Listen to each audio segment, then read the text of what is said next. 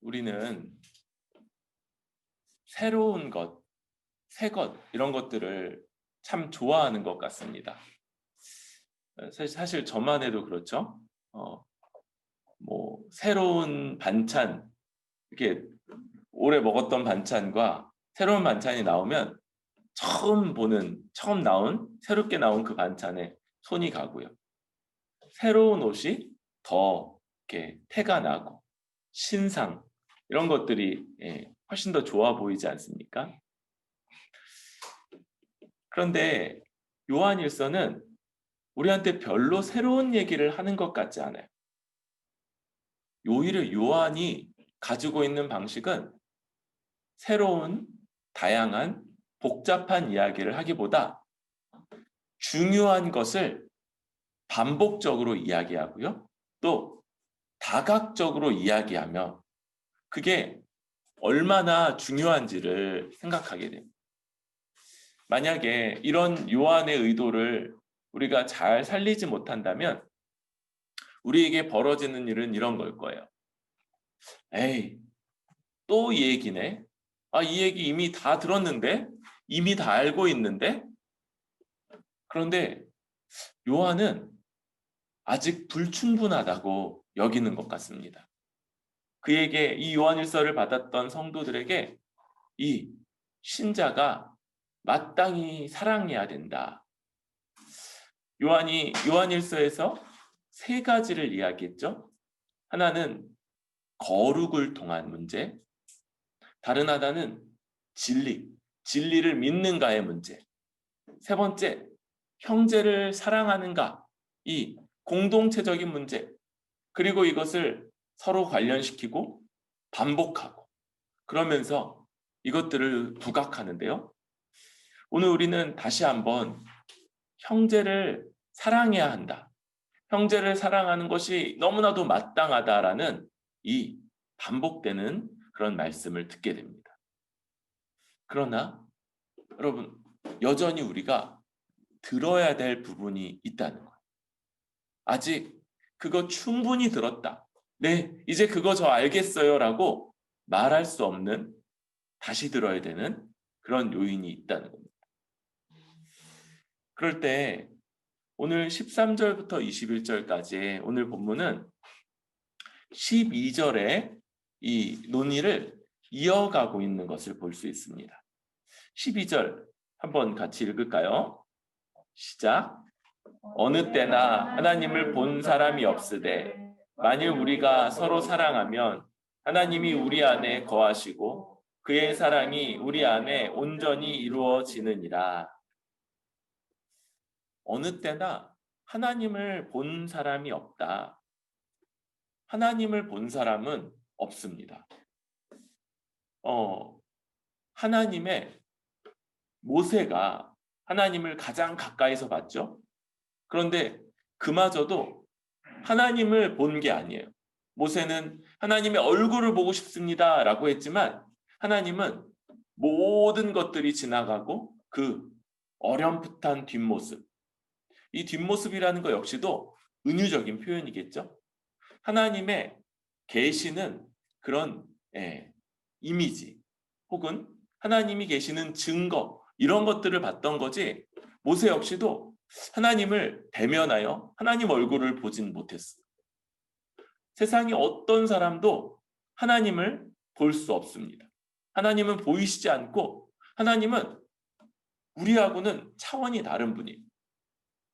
그래서 하나님을 믿는다, 하나님의 백성이다, 하나님의 사랑 가운데 있다, 이런 것들이 다 아주 그냥 허황되게 느껴지고 또 때로는 이게 우리 삶과는 동떨어지는 것처럼 그렇게 여겨지는 일이 있는 것이죠. 그런데 그렇게 눈에 보이시지 않는 하나님, 보이지 않고 그래서 믿음 외에 그분의 존재나 그분의 어떠하심을 다 받을 수 없는 그 하나님을 우리가 어떻게 아는가? 우리가 서로 사랑하면, 우리가 서로 사랑할 때 하나님이 우리 안에 거하시는 것과 또 우리 그의 사랑이 우리 안에 온전히 이루어지는 것들, 이것으로 하나님을 확신하고 하나님의 존재, 하나님의 성품, 하나님의 일하심을 확신할 수 있다 말하는 것이죠. 그래서 첫 번째로 우리는 하나님이 우리 안에 거하신다, 하나님이 우리와 함께 거하신다는 바로 이것을 살피게 됩니다. 13절에 우리가 그 안에 거하고 그가 우리 안에 거하신다. 또 16절에 사랑 안에 거하는 자는 하나님 안에 거하고 하나님도 그의 안에 거하신다. 요 표현이 아주 전형적인 문구죠. 성경에서 연합이라는 걸 나타내는 아주 전형적인 문구가 하나님이 우리 안에 거하시고 우리가 하나님 안에 거한다는 거예요. 여기에 분명하게 여기 이 표현 가운데는 삼위일체적인 그런 표현이 나타나고 있습니다. 이 표현의 배경이 되는 건 요한복음에서 예수님의 말씀일 거예요. 예수님이 뭐라고 그러시냐면요, 내가 아버지 안에, 아버지가 내 안에 거하신다, 이렇게 말씀하셨어요. 그리고 너희가 내 안에, 내가 너희 안에 거할 것이다, 이렇게 말씀하셨어요. 복잡해지죠? 하나님이 예수님 안에 거하시고 예수님이 하나님 안에 거하신다. 이게 뭐라고요? 예수님과 하나님은 한 분이시고 온전히 연합해 계신 분이다. 그런데 그 예수님이 이 땅에 오시고 그 예수님 자신을 제자들에게 그리고 우리들에게까지 내주시면서 이제 예수님과 우리의 연합이 이루어지게 되죠. 우리가 예수님 안에, 예수님이 우리 안에 거하시는 이 상호 내주가 예수님과 우리 사이에 벌어지게 됩니다. 그런데 그것은 어떻게 이루어지냐면요, 예수님이 요한복음에 마지막 최후의 만찬 때 자신이 이제 떠나갈 것을 말씀해요. 그러자 맛있는 것을 먹고 마시고 와, 뭔가가 이루어질 것 같다, 막 이러면서 유월절을 기뻐하던 이 제자들의 분위기가 급속도로 냉각됩니다. 갑분싸, 갑자기 분위기가 싸해지는 거죠. 내가 이제 너희를 떠나갈 것이다. 근데 제자들은 다 의기소침하고 이제 유다가 떠나간 다음에 11제자가 남아있잖아요. 그런데 한 분은 의기소침해지지 않는 거예요. 분위기를 이렇게 보면서 야, 니네가 아직도 뭘 잘 모르는구나. 만약 너희가 내가 떠나간다는 의미를 제대로 알았다면 기뻐했을 텐데. 왜냐하면 내가 여기 이렇게 있으면 또 다른 보혜사, 성령께서 너희에게 오시지 않을 것인데 이제 내가 떠나가면 그를 보낼 것이다. 그리고 그가 영원토록 너희와 함께 거할 거다. 이렇게 말씀하십니다.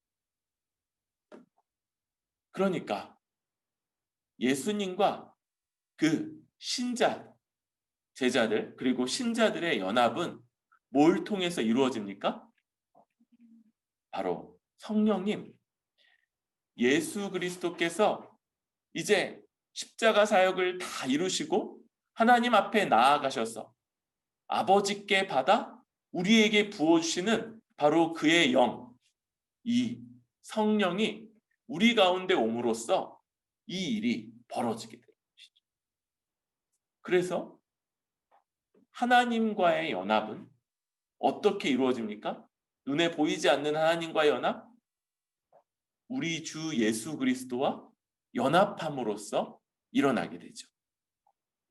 그리고 이 주와의 연합은 실제적으로 어떤 겁니까? 주님이 주의 영을 우리 가운데 부으심으로써 일어나게 되는 것입니다. 지금 요한은 13절에서 이런 내용들의 이 중간 부분을 다 아니까, 다 가르친 내용이니까 중간 부분을 생략하면서 그가 성령을 우리에게 주셔서 우리와 그분을 연합시키신다. 상호 내주, 상호 거주를 이루신다라고 그렇게 말씀하는 거예요.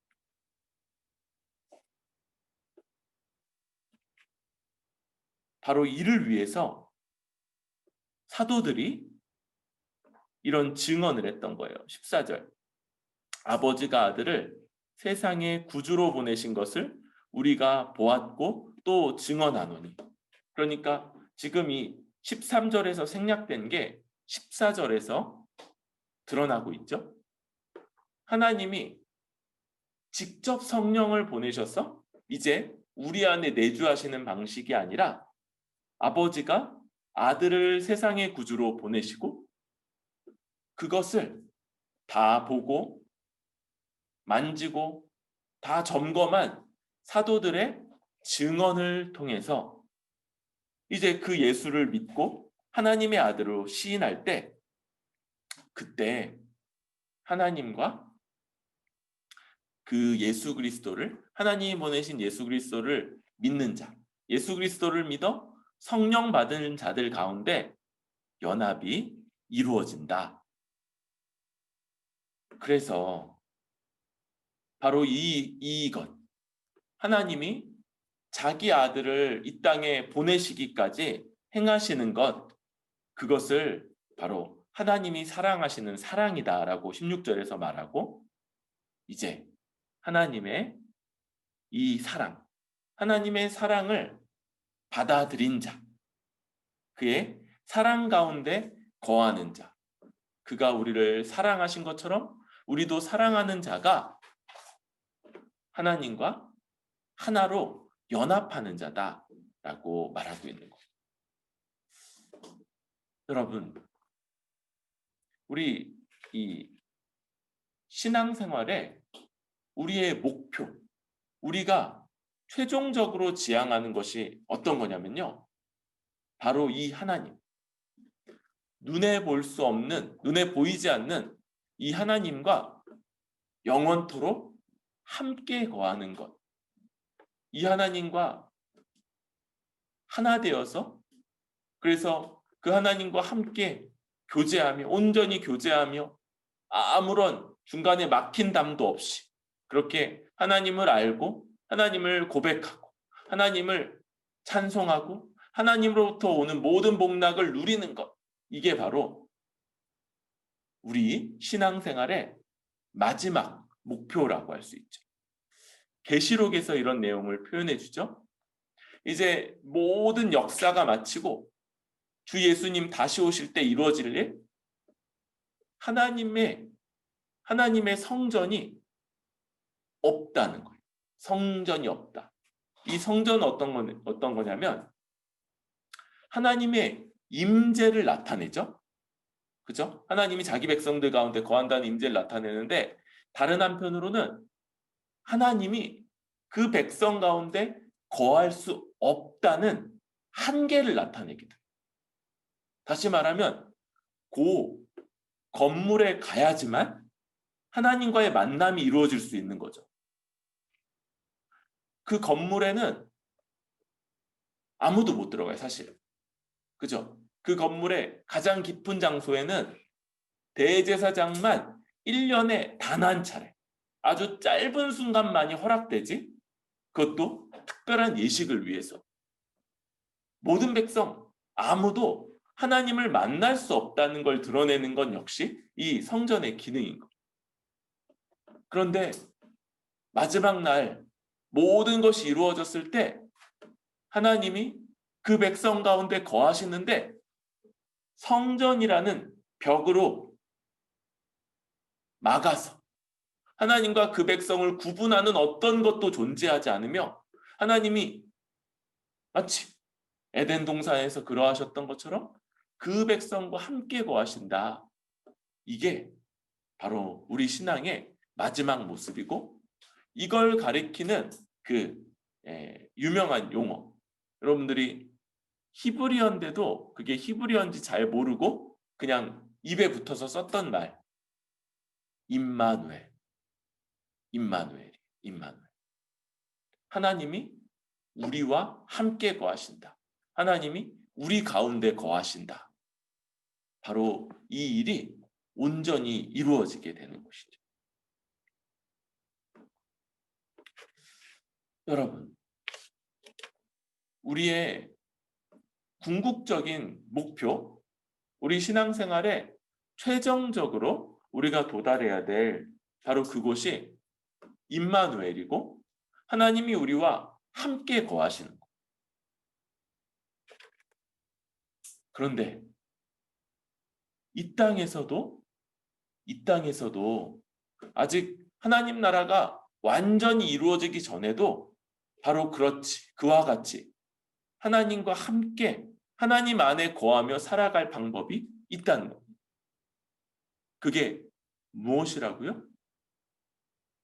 네, 바로 다른 지체를 사랑하면서 살아가는 것. 특별히 한몸된 교회 안에서 한몸된 지체들을 사랑하며 살아갈 때 하나님이 마치 하나님 나라가 완성된 것처럼 하나님이 우리 안에 내주하시고 우리도 하나님 안에 거하는 이 상호 거주가 이 땅에서도 펼쳐지고 가능하다는 겁니다.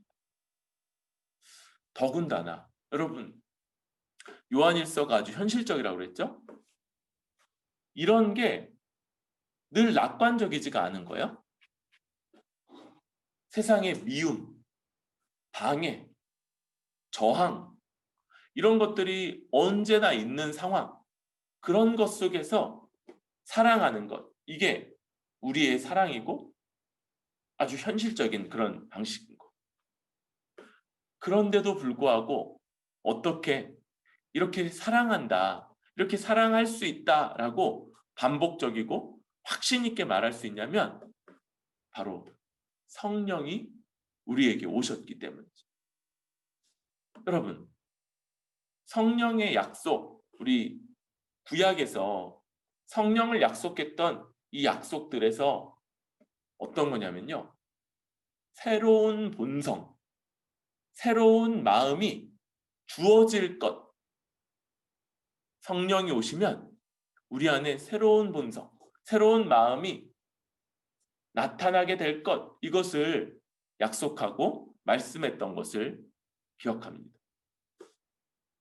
그러니까 성령이 우리 가운데 오셨다는 건요, 하나님이 우리와 함께 거하신다는 것과 함께 우리에게 새로운 본성, 새로운 마음, 새로운 존재됨, 어떤 존재냐면요, 사랑할 수 있는, 다른 지체를 내 몸처럼 사랑하는 그런 존재됨이 부여됐다. 그래서 이런 상황, 환경, 처지, 이런 것들이 조금 유보시킬 수 있어요. 형제를 사랑하는 것을.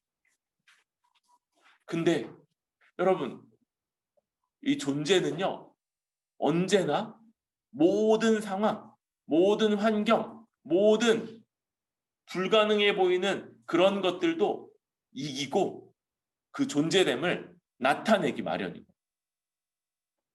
그래서 사랑은요, 우리가 애써서 결단하고 수고하고 행해야 되는 것임과 동시에 그건요, 필연적인 거예요.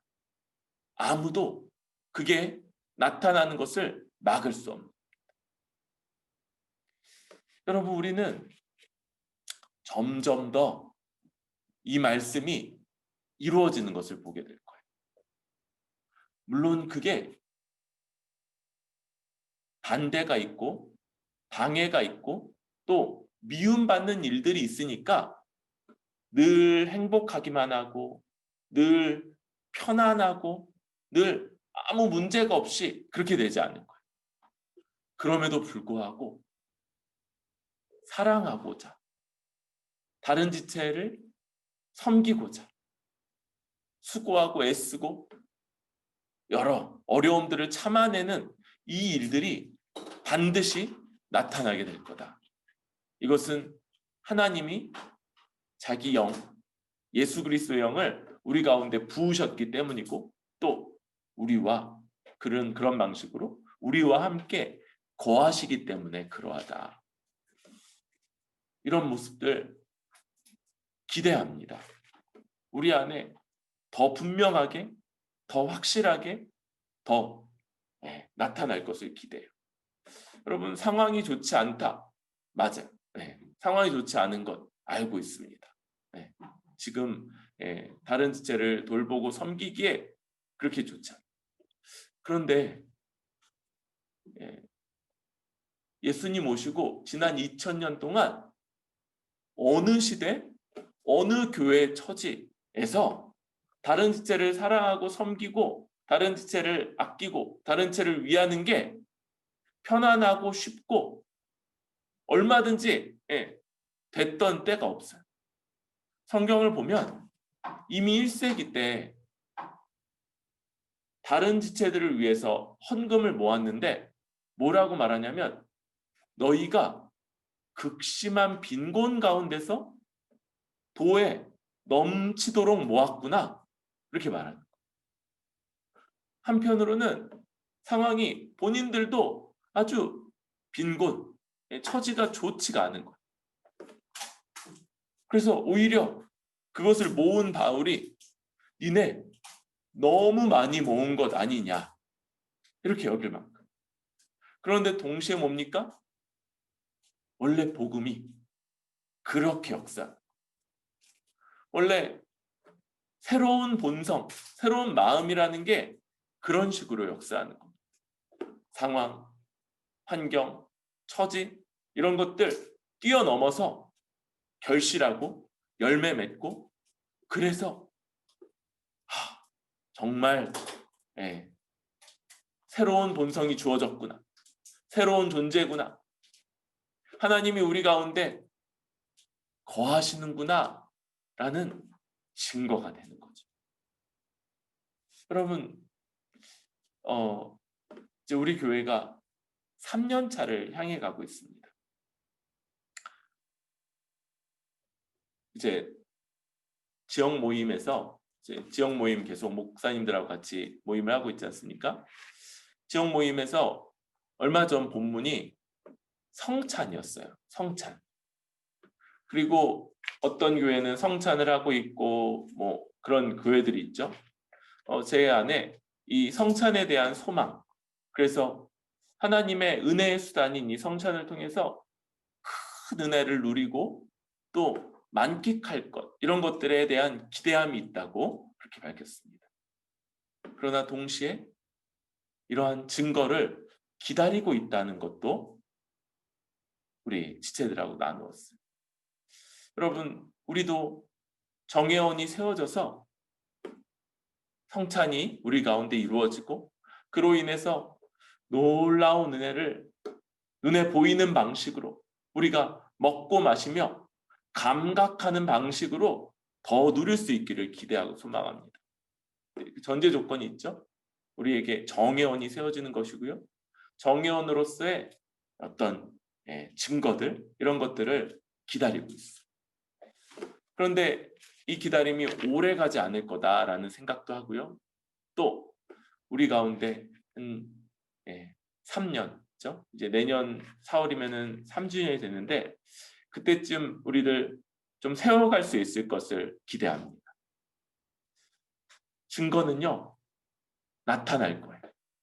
이 증거들은 서로 사랑하는 증거들, 우리 안에 새 본성, 새 존재됨이 주어졌다는 증거는 드러나게 될 겁니다.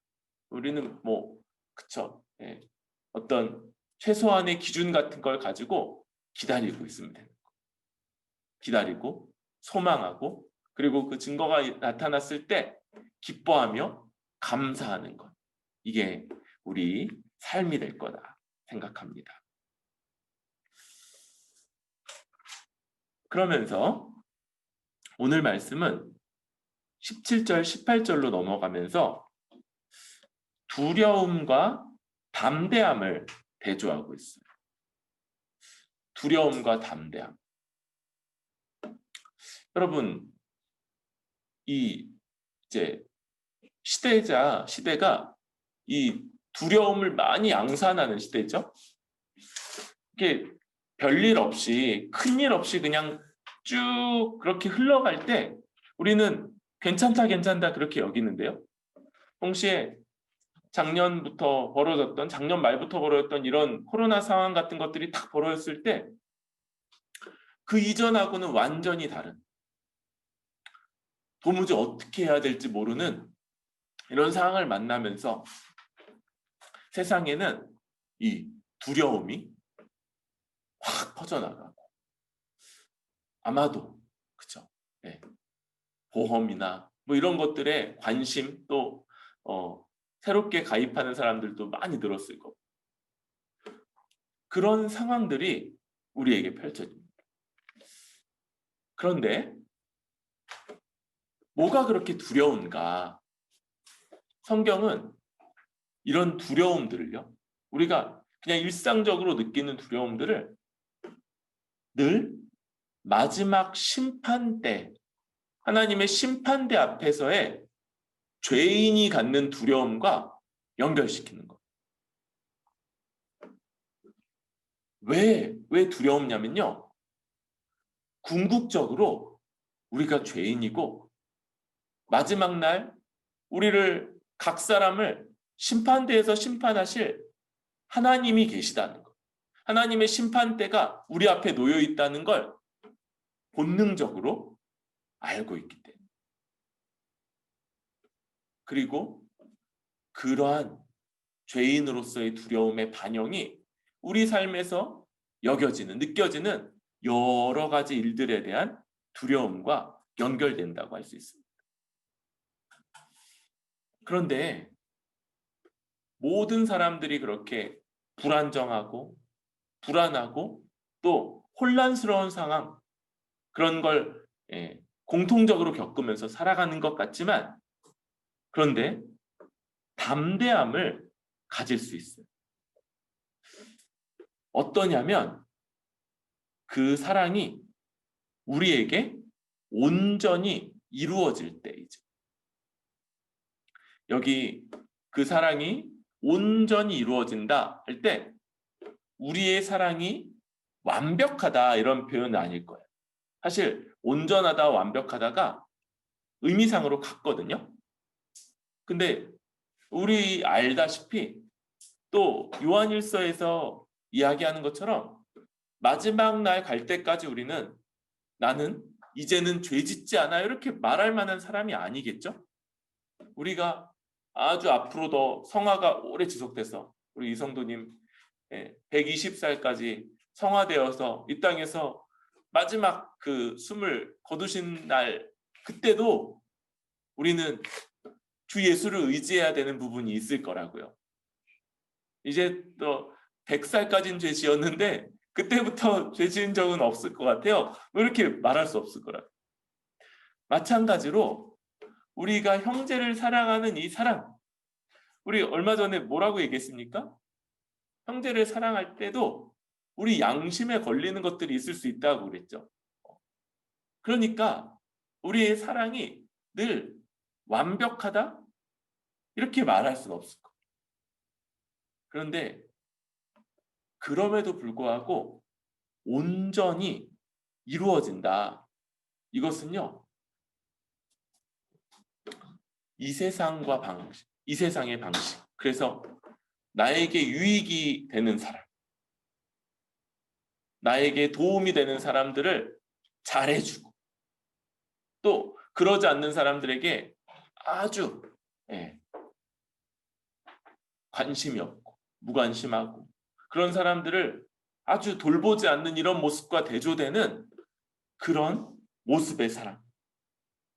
그를 관심을 갖고 그와 함께하고 그를 유익하게 하는 게 나에게 돌아오는 것이 별로 없는데, 나에게 유익되는 게 별로 없는데도 그를 그와 같이 돌보고 섬기는 모습. 그러니까 이것은 아무 약점이나 문제가 없다는 면에서의 온전함 혹은 완전함이기보다는 그 성격, 그 특성이 바로 하나님이 우리를 사랑하신 것과 예수 그리스도가 우리를 사랑한 것과 똑같은 그런 성격을 가진다. 그때 온전히 이루어졌다라고 말할 수 있을 거예요. 사랑이 우리에게 온전히 임한다면 여러분 우리는 담대함으로 살아갈 수 있다.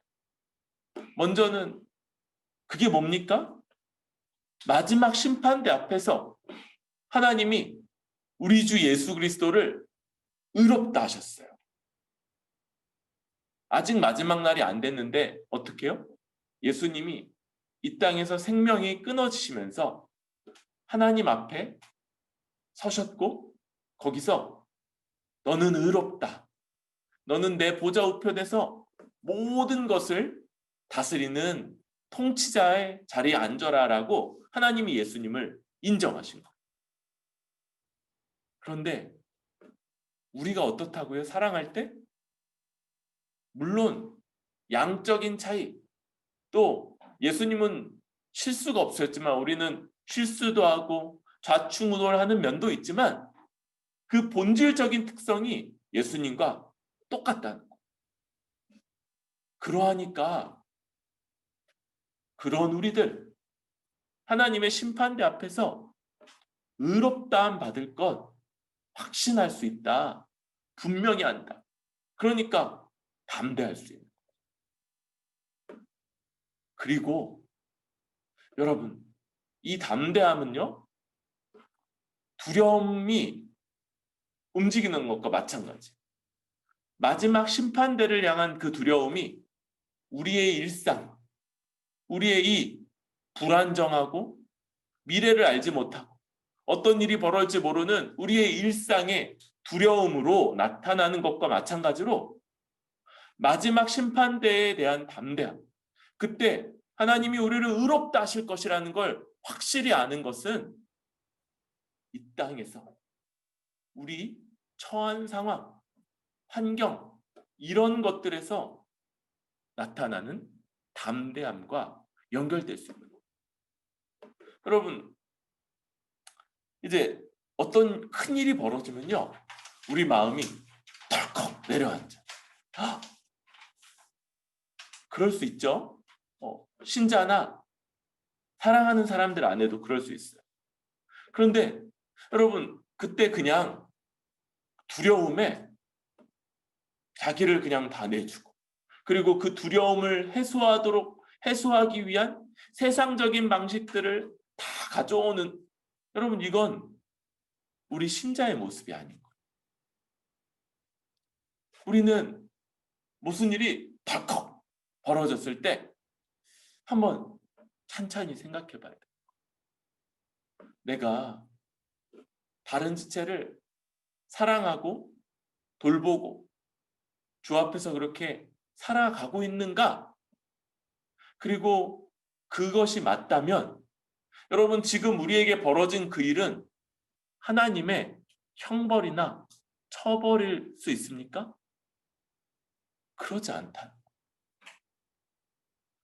우리 삶에 벌어지는 일들이 하나님이 우리를 벌하시기 위해서, 하나님이 우리를 형벌하시기 위해서 내리시는 그런 일이 아니라, 그러면 여러분 그게 아니라면 그 일은요 하나님의 손 안에서, 하나님의 뜻 안에서 우리를 유익하게 할 겁니다.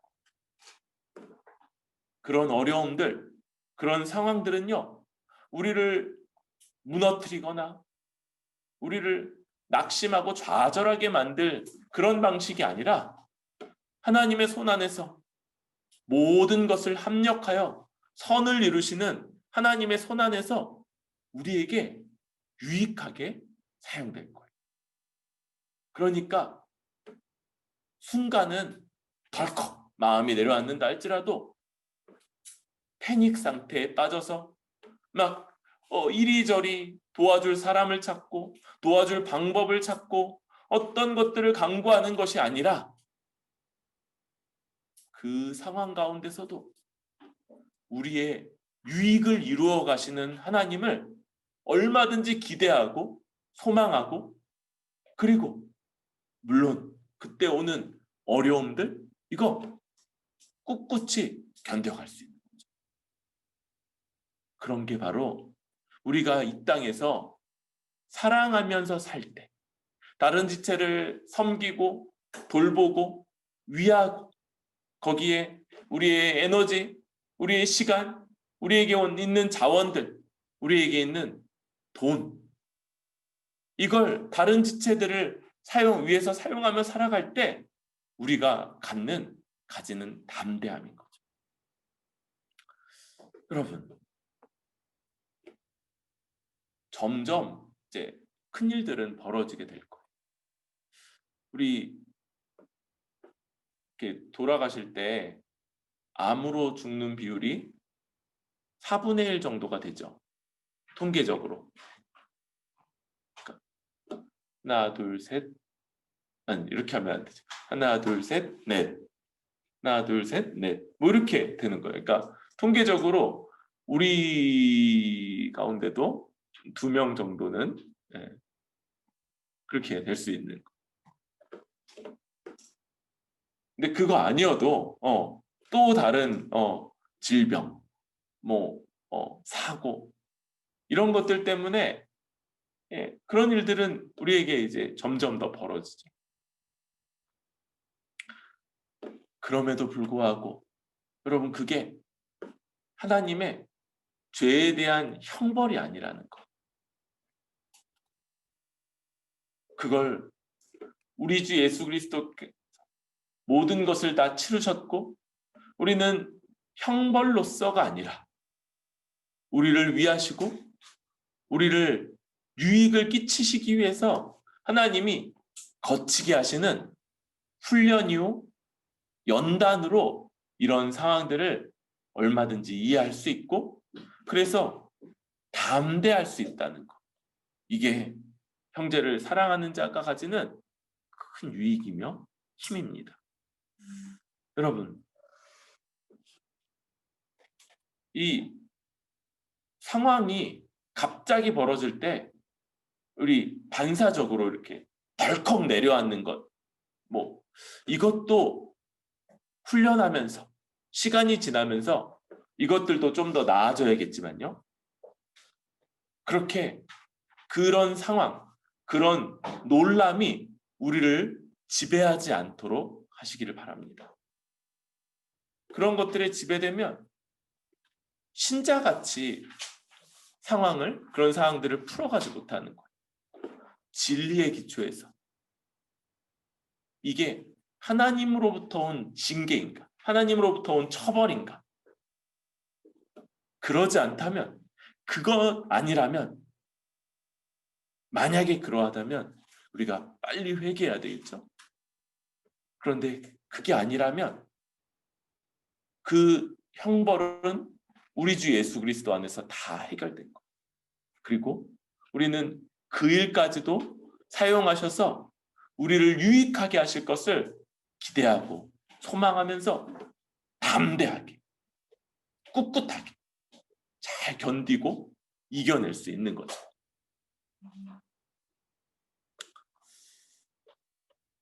마지막으로 오늘 이 말씀은 우리한테 아주 현실적인 한 부분을 이야기해줘요. 우리 20절 한번 읽어볼까요? 20절 시작. 누구든지 하나님을 사랑하노라 하고 그 형제를 미워하면 이는 거짓말하는 자니 보는 바 그 형제를 사랑하지 아니하는 자는 보지 못하는 바 하나님을 사랑할 수 없느니라. 우리 예수님과 율법학자가 나눴던 대화가 마태복음에 기록돼 있었고 우리가 그것을 봤죠. 그때 율법학자가 하나님의 계명이 뭡니까? 그렇게 예수님께 물었어요. 그럴 때 예수님이 두 본문을 가지고 답하신 건데요. 하나는 신명기 6장 4절이고요. 또 다른 하나는 레위기 19장 18절이에요. 요 두 본문. 그래서 첫 번째가 하나님, 우리 하나님 여호와는 오직 하나님 여호와이시니 그를 사랑하라. 이 명령이었고요. 레위기 19장 18절은 이웃 사랑하기를 내 몸과 같이 하라. 구약의 율법에 613가지가 있다고 그랬죠? 그런데 이 많은 계명들을 예수님이 탁 요 두 개를 들어서 요약을 하신 거예요. 하나님을 사랑하고 이웃을 내 몸과 같이 사랑하라. 그런데 율법학자가 깜짝 놀라는 게 아니라 잘 대답하셨군요. 이렇게 말하는 거 보니까 뭐요? 이미 알고 있었던 거예요. 이미 구약을 그렇게 많이 연구했던 그 구약에 정통했던 율법학자나 바리새인들이 다른 생각을 했던 게 아닌 거예요. 그들도 하나님을 자기를 다해서 사랑하고 이웃을 그렇게 사랑하는 것, 이게 모든 율법, 모든 성경의 핵심이구나. 그래서 우리는 안 그랬으면 613가지 이렇게 외웠어야 되는데, 그쵸? 하지 말라는 것 365가지, 하라는 것 248가지. 여러분, 이게 뭔가 좀 되게 조직적이지 않나요? 365, 뭐가 생각나요? 그죠? 1년. 248은? 그죠? 248. 그래서, 이렇게, 2 곱하기 4는 8. 뭐 이렇게 해가지고 외우기가 되게 쉽잖아요. 이 외우기가 쉬운 것 왜 이렇게 만들어 놨겠어요? 진짜 외우라고. 그러니까 구약에서는 이걸 진짜 다 외웠던 거예요. 365 그러니까 뭐 하루에 하나씩 외우고, 그리고 뭐 248 그러니까 뭐 어떻게 외웠겠죠, 잘? 이걸 진짜 외웠던 거예요. 진짜. 그런데 얼마나 감사한지 우리는 이 예수님과 율법학자의 대화를 통해서 그래, 그 많은데 그 모든 것, 하나님을 온전히 사랑하고 이웃을 내 몸과 같이 사랑하라. 요 두 가지면 그 전체 내용을 다 포괄할 수 있다.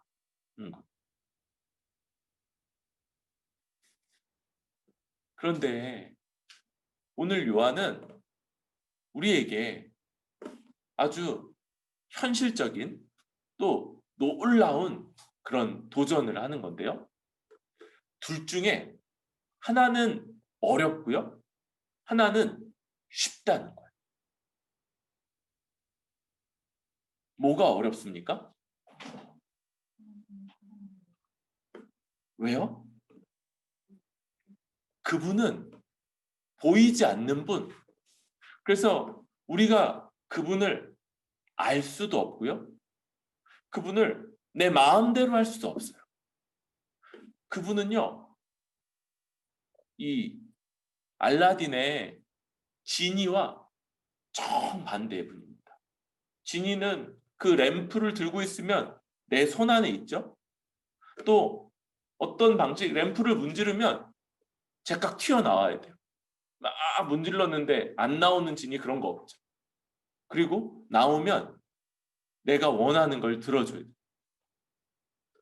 하나님은요, 우리 손 안에 그렇게 잡혀있는 분이 아니신 거예요. 보이지 않고요. 이해할 수 없고요. 그분은 우리가 우리의 뜻 가운데 가둬둘 수 없는 분인 거예요. 근데 그런 분을 사랑한다고요? 아이들을 키울 때 아이들이 언제가 제일 이쁘냐면 잘 때, 그죠? 잘 때. 왜냐면 뭐 나한테 막 뭘 요구하지도 않고 뭔가 이렇게 불편함을 호소하지도 않고 그때 제일 이렇게 안락하고 편하고 그러잖아요. 근데 이제 깨면 막 울어요. 울지 말라고 막 얼르는데 어떨 때는 잘 안 되고 막 울죠.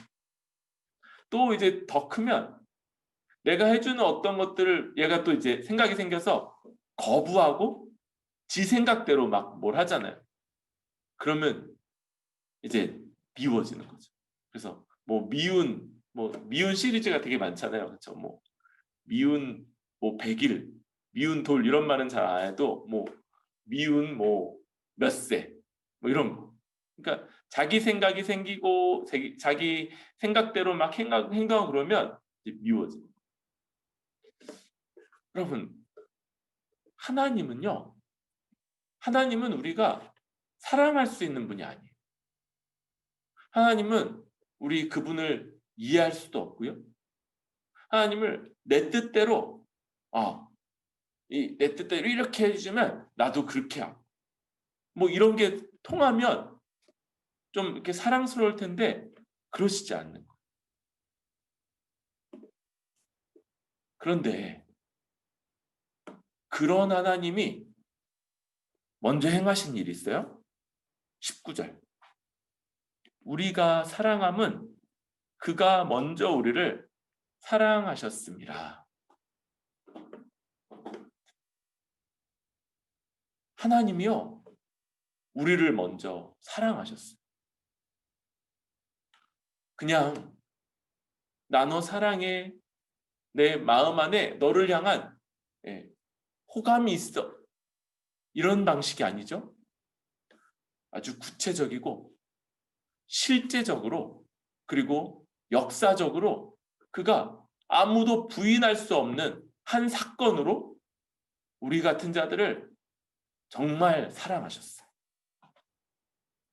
자기 아들을 우리와 똑같은 모습으로 이 땅에 보내셨을 뿐만 아니라 그가 십자가에서 대신 우리가 받아야 될 죄를 향한 진노와 저주, 형벌을 대신 받게 하심으로써 아무도 이걸 아는 자, 이걸 들은 자, 이걸 본 자, 아무도 하나님이 언제 우리를 사랑하셨습니까? 라고 도무지 반문할 수 없는 방식으로 그가 우리를 사랑하신 거예요. 하나님이 먼저 우리를 사랑하셨고요. 그래서 그 사랑이 우리에게 임하였고 우리에게 나타나게 돼요. 이 사랑은요. 우리 같은 자도 도무지 그 사랑에 반응하지 않을 수 없게 만드는 그런 사랑입니다. 그리고 이제 그가 먼저 그렇게 우리를 사랑하시고 너희도 내 형제를 내 몸과 같이 사랑하라 이렇게 말씀하신다. 그래서 오직 두 가지 경우밖에는 생기지 않는데요. 한 가지는요. 그가 그토록 원하시는 대로 그 형제를 내 몸같이 사랑함으로써 이제 그 보이지 않는 하나님, 알 수도 없고 소유할 수도 없고 내 마음대로 할 수도 없는 그분을 사랑하는 길, 그가 먼저 우리를 사랑하셨기 때문에 이 길이 하나 있고요. 다른 하나는 형제를 사랑하지 않는 것으로 하나님을 사랑하지 않음을 드러내고요. 그리고 그 하나님으로부터 사랑받지도 못했음을 증명하는 이 다른 한 가지 길. 이 둘밖에 없다. 하나님의 그 사랑은 십자가에서 우리에게 분명히 드러났고 우리에게 먼저 그가 우리에게 내 보이셨고 이제 우리 같은 자들이 놀라운 사랑을 받아서 하나님을 사랑할 수 있게 되었고요. 그리고 그 방식은 눈에 보이는 형제를 사랑하는 거죠. 여러분, 우리가 원래 하나님을 사랑할 수 없었던 자인 것을 생각할 때, 아니, 사랑할 수 없을 뿐만 아니라 오히려 하나님으로부터도 하나님의 진노와 저주와 형벌을 받아 마땅한 사람이었던 것을 생각할 때, 그가 먼저 우리를 위해서 내어주신 그 사랑, 그게 얼마나 놀라운지, 얼마나 대단한 건지, 얼마나 위대한 건지를 우리는 생각해야 하는 거죠. 그리고 그 사랑을 거부하지 않는다면,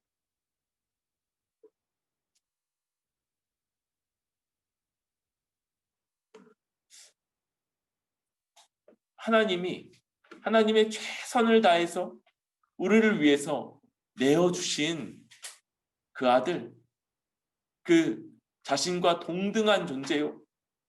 그러하기에 세상에서 가장 존귀한 하나님의 사랑을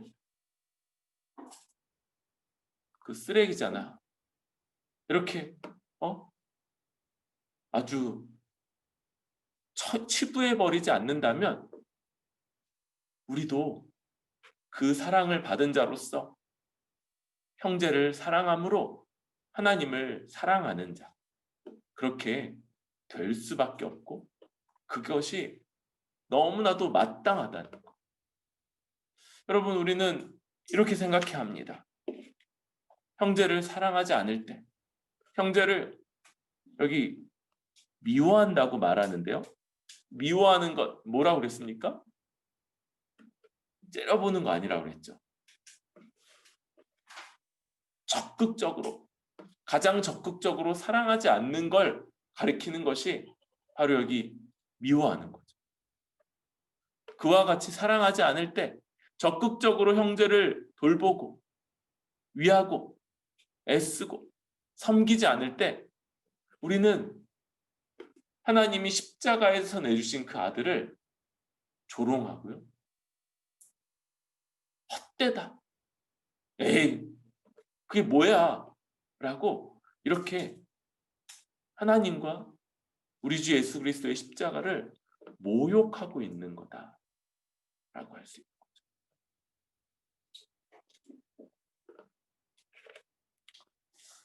하나님이 우리를 먼저 사랑하셨다는 이 표현, 이 말이 가지고 있는 그 무게를 잘 기억할 수 있기를 바랍니다.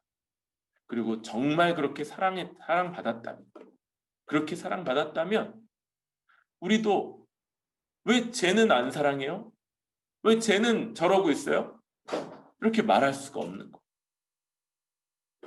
쟤는 하나님이 또 하실 거예요. 그런데 나 사랑받은 거 맞습니까? 하나님이 십자가에서 자기 아들 그렇게 처참하게 비참하게 내주신 것, 나를 위한 십자가 맞습니까? 그렇다면 이제 그 사랑받은 자로서 그 사랑에 응답해야 되는 책임, 마땅한 책임이 나에게 있다는 건 역시 기억해야 할 겁니다. 여러분, 때로는 몇 주째 같은 얘기를 반복하고 있다는 생각이 들기도 하면서요, 저는 죄가 없습니다. 저는 그 면에서 죄가 없습니다. 요한이 우리에게 이 얘기를 하고 또 하고 있고요. 그런데 생각해 볼 때 우리 듣고 또 들어야 될 그럴 필요가 있다고 보여집니다. 우리 가운데 하나님이 우리를 먼저 사랑하신 이 분명한 증거가 나타날 수 있기를 바랍니다. 우리 가운데 성령이 부어져서 하나님처럼, 그리스도처럼 사랑하는 이 모습이 드러날 수 있기를 바랍니다. 우리가 우리 자신을 보면서 실수도 있고 부족함도 있지만 본질적으로 그리스도와 같음을 알고 담대하게 우리 삶 가운데 벌어지는 일들을 대하고 얼마든지 그 가운데 하나님의 선한 역사를 기대할 수 있는 그런 뿌리 깊은 교회 될 수 있기를 바랍니다.